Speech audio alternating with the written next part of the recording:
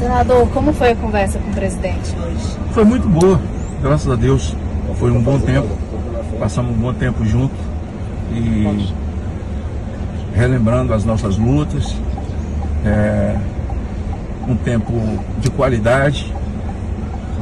Estava com saudade do meu amigo e ele também. Foi um momento importante para a vida dele e para a minha vida também. Houve algum diálogo sobre o alinhamento eleitoral para 2026, senador? Não tocamos nesse assunto. Esse assunto é algo que não está no radar nem do presidente, nem no meu que vim falar com ele.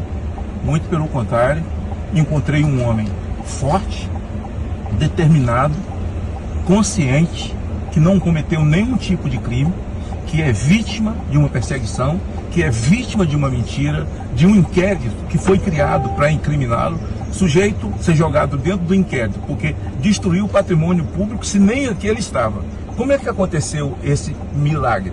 Quando aconteceu em 2016 que o MST entrou e fez uma destruição, quando entraram, Fachin despachou dizendo o seguinte, que Stedley não podia ser culpado de nada porque não estava presente. Se Stedley não estava presente em 2016, como que Jair Bolsonaro pode ser culpado de alguma coisa, de alguma destruição de patrimônio público, se ele não estava presente? Então o que eu encontrei lá dentro foi um homem, um brasileiro, realmente que está vivendo um problema seríssimo, ímpar na vida de qualquer homem, porque ele não cometeu crime, ele não roubou o Brasil, ele não roubou a Petrobras, ele não destruiu as estatais, ele não destruiu os Correios, muito pelo contrário. Na pandemia, o nosso povo não passou fome. Esse homem lutou e trabalhou pelo Brasil. Um cara que tomou uma facada de um filiado de partido de esquerda. Jair Bolsonaro está consciente. Ele sabe que essa perseguição é para tirá-lo do processo político. Isso sim, ele sabe. Agora, o que é que eles querem? O que o sistema quer é que Jair Bolsonaro assine, que ele pegue e faça já o seu testamento, né? E passe o seu patrimônio para quem o sistema quer. Mas o patrimônio de Jair Bolsonaro pertence a ele e ele vai ficar com o patrimônio dele e deve guardar o patrimônio dele, até porque quem está se assanhando junto com essa Suprema Corte que aí está, para querer assumir o Brasil junto com a Suprema Corte, para manter essa ditadura que aí está, querem o patrimônio Jair Bolsonaro, querem o nome Jair Bolsonaro e querem viver debaixo da asa também do Supremo Tribunal Federal. Então, nós não tratamos desse assunto. Mas trataram de quê, então?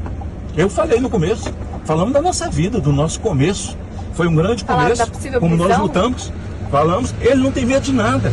E como ele estava Jair Bolsonaro não está medo de nada. Estava se sentindo muito bem, tranquilo. Saúde também? A saúde eu não posso falar, mas os médicos, para o cara que tomou uma facada, já fez 7 cirurgias, está de pé como ele, hoje? Né? Ele estava muito bem, conversando, tranquilo, consciente. Sabe quando alguém é consciente de que não cometeu crime? Alguém que nunca roubou, que não roubou, não desfez de ninguém, não destruiu a vida de ninguém? Essa é a consciência e é o Jair Bolsonaro que eu encontrei lá. Além de ter tomado um café com ele, oramos, lemos a Bíblia, falamos com Deus, oramos, choramos na oração, falando com Deus, porque tudo está nas mãos de Deus. Deus escolheu Jair Bolsonaro. Eu não sei como é que esse pessoal tem tanta bronca de Jair Bolsonaro. Eles têm que reclamar de Deus, porque foi Deus que escolheu Jair Bolsonaro. E esse Deus que escolheu Jair Bolsonaro é o Deus que vai entrar com providência. E Jair Bolsonaro não vai pagar por essa injustiça de um crime que ele não cometeu. Senador, como o senhor avalia a visita dos parlamentares à Papuda? Você acha que eles estão se antecipando? Eu, assim, cada qual quer dar a sua contribuição, né? No momento assim, Jair Bolsonaro, ele tem, além desse componente do povo amá-lo, pelo brasileiro que ele é, pelo homem de direita, sabe? Pelo conservador que ele é, que ele é o catalisador de todas essas pautas de direita no Brasil. Além disso, as pessoas têm uma paixão por ele. Crianças, adultos, pessoas de meia idade, as pessoas têm uma paixão por ele. E cada qual quer dar a sua contribuição. Cada qual quer, tem gente orando por ele, Tem gente intercedendo por ele, tem gente torcendo contra, tem gente querendo vê-lo preso e tem gente querendo vê-lo morto. Mas, gente, essa gente não determina nada. Quem determina é Deus. Quem comanda a vida é Deus. E essa consciência é que Jair Bolsonaro tem. Jair Bolsonaro nem tem medo de papuda.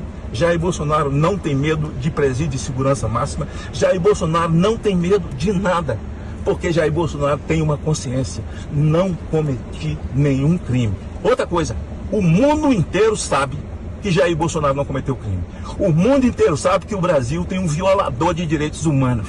O mundo inteiro sabe que o Brasil tem pessoas inocentes, presas, com penas altíssimas, com brasileiros exilados, presos por causa da perseguição política, da perseguição judicial que se instalou no país. E eles escolheram Jair Bolsonaro. Para quê? Para tirá-lo do jogo político, para colocar quem eles querem, para virar menino de recado deles. Jair Bolsonaro está tranquilo. Esse é o recado que eu dou a vocês. Ele está em paz, ele está tranquilo, está conversando bem, falando bem e relembrando das coisas, dos feitos, da transposição do São Francisco, não deixou o povo passar fome na Covid, quem trabalhou pelo Brasil, que tinha um grande, um cast maravilhoso de ministros que trabalharam tecnicamente, e ele está consciente. Eu não fiz nenhum crime, não cometi nenhum crime, por isso não posso ter medo nenhum de ser preso. Ele falou alguma coisa a respeito sobre o fim do processo no STF? O fim do processo é uma coisa que está aí, né? Aconteceu e eu sou o primeiro a vir visitar depois do fim desse processo, né? Então, como tantos de vocês, o povo também quer saber como é que ele está. O espírito dele, se está abatido, se está triste, se está pelos cantos.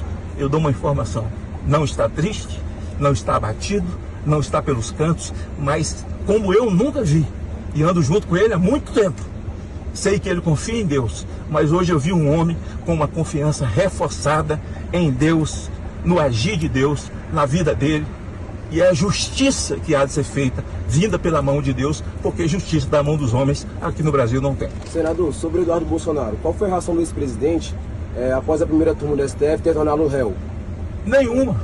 Eduardo Bolsonaro tomou uma decisão de fazer uma luta e ir até o final. Isso é ponto pacífico. E Eduardo está correto. Está correto. Está fazendo uma luta, está denunciando uma ditadura num país como o Brasil, de pessoas acima de 70 anos. E eu as acompanhei, mulheres com comorbidade, na Papuda, na Colmeia. Eu sou senador que estive lá com elas. Diversas pessoas estão sendo condenadas. Uma mulher com 4 filhos ser condenada porque escreveu "Perdeu o Mané", uma frase que é do Mané, que é ex-presidente do Supremo Tribunal Federal, advogado de terrorista, e que agora saiu do STF, saiu pela porta do fundo, com medo de tomar a magnífica, e com fé em Deus vai tomar, e outras virão para colocar no lugar esses ditadores que acham que vai subjugar o povo brasileiro. Eduardo está cumprindo o papel dele, tranquilo, e todo mundo sabe. Mas não há uma preocupação do presidente, do ex-presidente sobre... O presidente se preocupa com o Eduardo como ele se preocupa com o Laurinho, como ele se preocupa com o Carlos, como ele se preocupa com o Flávio, com as netas, como ele se preocupa com o Brasil. Ele sabe que o filho dele tem coragem, é determinado, foi para os Estados Unidos e está cumprindo um papel. E cada qual sabe, nós somos fruto das nossas decisões. Eduardo tomou a decisão dele de lutar pelo Brasil, ainda que o preço seja ficar longe do seu país ou nunca mais voltar. Mas ele tomou a decisão, e palma para Eduardo.